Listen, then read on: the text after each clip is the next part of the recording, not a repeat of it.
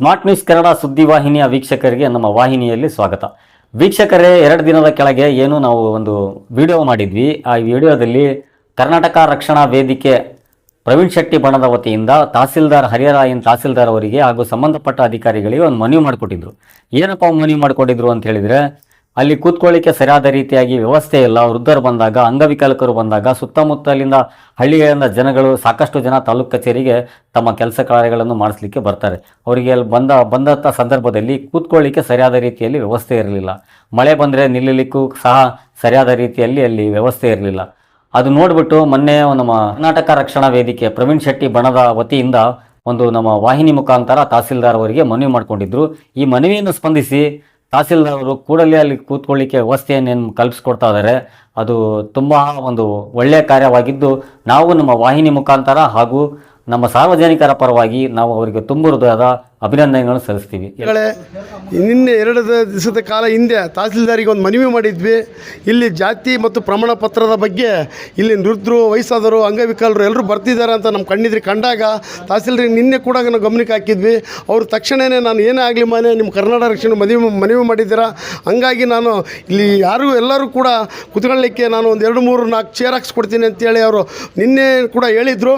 ನಮ್ಮ ಕರ್ನಾಟಕ ರಕ್ಷಣಾ ವೇದಿಕೆಗೆ ಅವರು ಒಂದು ಆಹ್ವಾನವನ್ನು ಸ್ವೀಕರಿಸಿ ಅವರಿಗೆ ಕರ್ನಾಟಕ ರಕ್ಷಣಾ ವೇದಿಕೆಯಿಂದ ತಹಸೀಲ್ದಾರ್ ದಂಡಾಧಿಕಾರಿಗಳಿಗೆ ಯಾವತ್ತೂ ಅವ್ರಿಗೆ ಒಂದು ಅಭಿನಂದನೆ ಸಲ್ಲಿಸ್ತೇವೆ. ಯಾಕಂದರೆ ಯಾರೋ ಒಂದು ನೊಂದ ಜೀವಗಳನ್ನು ಬಂದಾಗ ಆ ಕುತ್ಕೊಳ್ಳೋಕೆ ಒಂದು ಆಶ್ರಯ ಸಿಕ್ತು ಅಂದರೆ ಅವ್ರು ಎಷ್ಟೋ ಒಂದು ಜೀವಕ್ಕೆ ಒಂದು ಆಸರೆ ಆದಂಗೆ. ಹಂಗಾಗಿ ವೃದ್ಧರು, ಲೇಡಿ, ಹೆಣ್ಮಕ್ಳು ಎಲ್ಲರೂ ಕೂಡ ಇವತ್ತು ಒಂದು ಸಂತೋಷ ಖುಷಿ ಪಡ್ತಿದ್ದಾರೆ. ಯಾಕಂದರೆ ನಾವು ಎಷ್ಟೋ ವರ್ಷಗಳು ಬಂದಾಗಲಿ ನಾವು ತೊಂದರೆ ಅನುಭವಿಸ್ತಿದ್ವಿ. ತಕ್ಷಣವೇ ಕರ್ನಾಟಕ ರಕ್ಷಣಾ ವೇದಿಕೆಯವರು ಒಂದು ಮನವಿಯನ್ನು ಕೊಟ್ಟಾಗ ಅಧಿಕಾರಿಗಳನ್ನು ಸ್ಪಂದಿಸಿ ತಕ್ಷಣವೇ ಇರುವಂಥ ಚೇರ್ಗಳನ್ನು ಹಾಕ್ಕೊಟ್ಟಿದ್ದಾರೆ.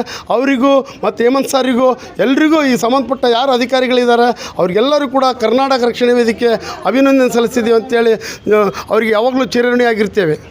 ಪ್ರವೀಣ್ ಶೆಟ್ಟಿ ಬಣ ಹರಿಹರ ತಾಲೂಕು ವತಿಯಿಂದ ನಾವೇನು ಮೊನ್ನೆ ತಹಶೀಲ್ದಾರ್ಗೇನು ಮನವಿ ಮಾಡಿದ್ವಿ. ನಮ್ಮ ಮನವಿಗೆ ಸ್ಪಂದಿಸಿದಂಥ ನಮ್ಮ ತಹಶೀಲ್ದಾರ್ ಸರ್ ಏನು ನಾವು ಮೊದಲೇ ಹೇಳಿದ್ವಿ, ಸರ್ ಒಂಥರ ಜನಪರ ಕಳೆದಿರೋಂಥ ತಹಶೀಲ್ದಾರ್ ಇಂಥ ತಕ್ಷಣ ಯಾವತ್ತೂ ನೋಡಿಲ್ಲ. ಯಾಕಂದರೆ ಏನೇ ಒಂದು ಸಮಸ್ಯೆ ಅಂತ ಹೇಳಿದ ತಕ್ಷಣ ಪರಿಹಾರ ಅಂತ ಕಂಡುಕೊಳ್ತಾರೆ.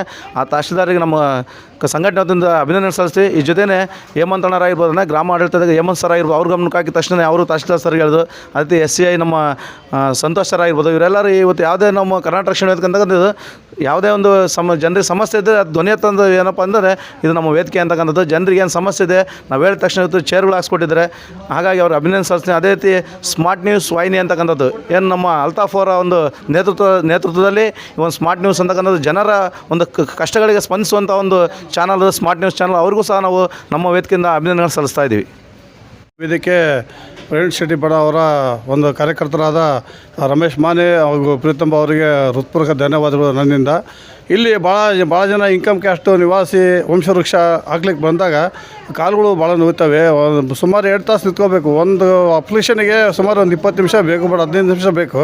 ಅಲ್ಲಿಗೆ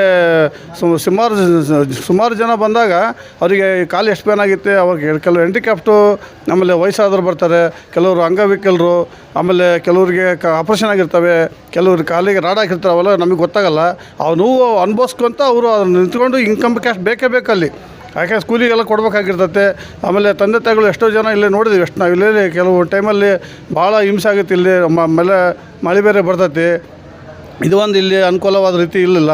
ಆಮೇಲೆ ನಮ್ಮ ರಮೇಶ್ ಮ್ಯಾನ್ ಅವರಿಗೆ ಇದೊಂದು ಒಳ್ಳೆಯ ಕೆಲಸ ಮಾಡಬೇಕಲ್ಲ ಅಂತ ಮನಸ್ಸು ಅವರಿಗೆ ಬಂದು ಈ ಒಂದು ಕಾರ್ಯಕ್ರಮ ಮಾಡಿದರೆ. ಆಮೇಲೆ ಅಲ್ತಾಫು ಕೂಡ ಅವರು ಎಲ್ಲರೂ ನ್ಯೂಸು ಮಾಹಿತಿ ಎಲ್ಲರಿಗೂ ವಿಷಯ ಗೊತ್ತಾದಾಗ ಅದು ಒಳ್ಳೆ ಅನಾನುಕೂಲತೆ ಅಂದಾಗ ಅವರಿಗೆ ಅಧಿಕಾರಿಗಳು ಸ್ಪಂದಿಸಿ ಒಂದು ಒಳ್ಳೆಯ ಕೆಲಸ ಮಾಡಿಕೊಟ್ಟಿದ್ದಾರೆ.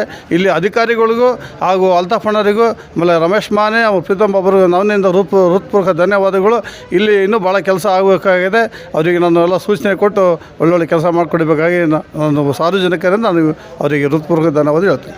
ಗೊಂದಿಯಿಂದ ಈ ರಕ್ಷಣಾ ವೇದಿಕೆಯರು ಇಲ್ಲಿ ತಾಲೂಕು ಆಫೀಸಿನ ಹತ್ರ ಇಲ್ಲಿ ಜನಗಳಿಗೆ ಅನುಕೂಲ ಸ್ಥಿತಿಯಾಗಿ ಚೆನ್ನಾಗಿ ಮಾಡ್ತಾ ಇದ್ದಾರೆ. ಇನ್ನು ಮುಂದೆ ಇನ್ನೂ ಅನುಕೂಲ ಆಗೋ ರೀತಿಯಾಗಿ ಮಾಡಿರಿ ಅಂತ ನಾನು ಕೇಳ್ಕೊಳ್ತಾ ಇದ್ದೆ. ನಿಮ್ಮ ಹೆಸರು? ಬಸಪ್ಪರೆಡ್ಡಿ ಅಂತ ನಮ್ಮ ಹೆಸರು, ಕಡ್ಲೆಗೊಂದಿ. ಜನಸ್ನೇಹಿ ಕಾರ್ಯಕ್ರಮ ಆಗಿದೆ.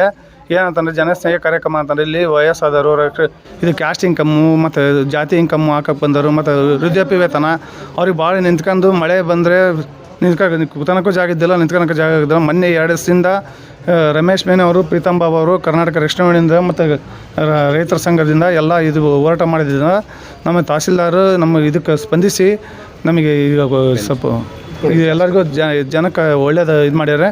ಮತ್ತು ತಾಲೂಕು ಆಡಳಿತದಿಂದ ನಮ್ಮ ಹೇಮಂತ್ ಸರ್ ಆಗಲಿ ಮತ್ತು ಸಂತೋಷ್ ಸರ್ ಆಗಲಿ ಎಲ್ಲರೂ ಇದು ಸಹಕರಿಸಿ ಎಲ್ಲರೂ ಜನರಿಗೆ ಇದು ಮಾಡ್ಯಾರ. ನನಗೆ 2 ಮಾತಾಡೋಕ್ಕೆ ಕೊಟ್ಟಕ್ಕೋಸ್ಕರ ಧನ್ಯವಾದಗಳು.